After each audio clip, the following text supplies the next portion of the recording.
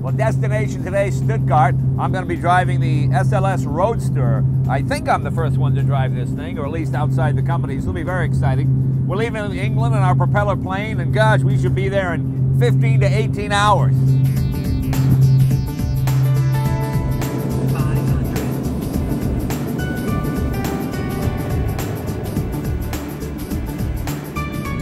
Well, we just landed in Stuttgart, and there's our car right over there. They brought it out to the runway. You can't get better service than that.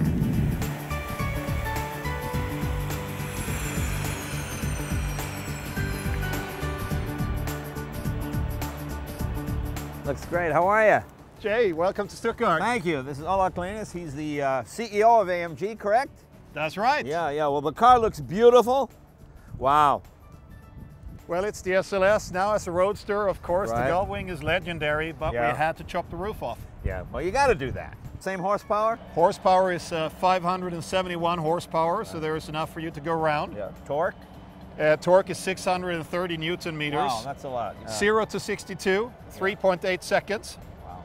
And with that 7-speed dual clutch gearbox with instant shift. What that does is it more or less sets up the next gear while you're in.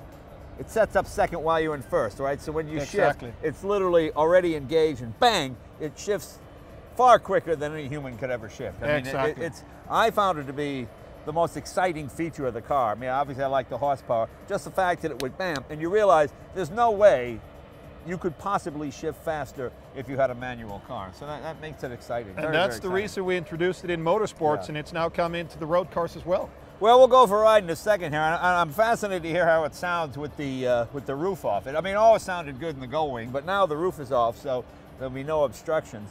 And I want to see what we can do to get the most out of this car. Any tips? Put the gearbox into Sports Plus or manual, and just push the throttle. Wow. Let's give it a shot.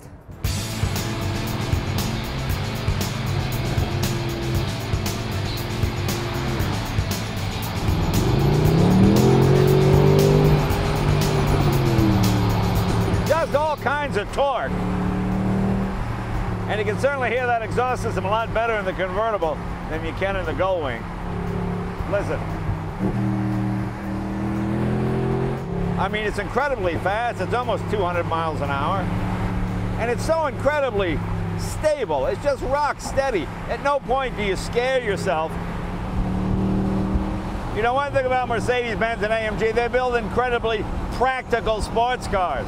You got normal ground clearance. You're not scraping every time you go over a speed bump or into a gas station, and yet you've got plenty of performance.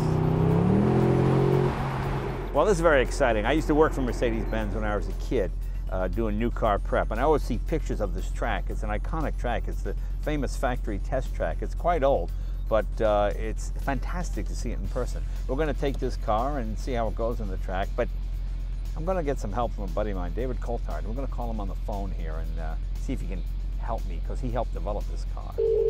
Hey, David, Jay Leno. Hi, Jay, how are you? I'm good, I'm good. Have you been on this test track here at the factory? I have done thousands of kilometers around that track. So you want to be flat out with the throttle. Yeah. And you need to be last with the late breakers. You just need to trust the car. All right, trust the car. I crashed it there once. Okay, here we go.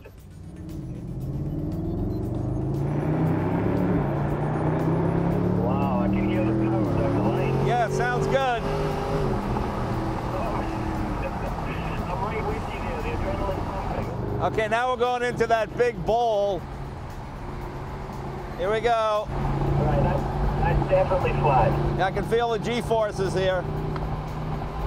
Come on, Jay, this isn't America. We're allowed to go faster than 60 miles an hour. It's an inflated test track. Push the throttle. I'm coming down the straight.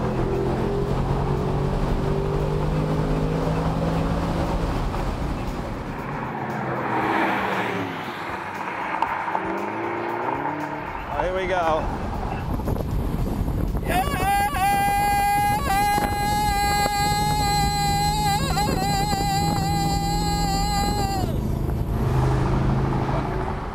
So tell me about developing this car. How much fun was that? It was brilliant, because you really start with the point of view of, right, performance first, And then once you've got the performance level set, you then try and make it what people would expect, you know, a high performance road car. So you need all the comforts and aircon and leather trim and what have you.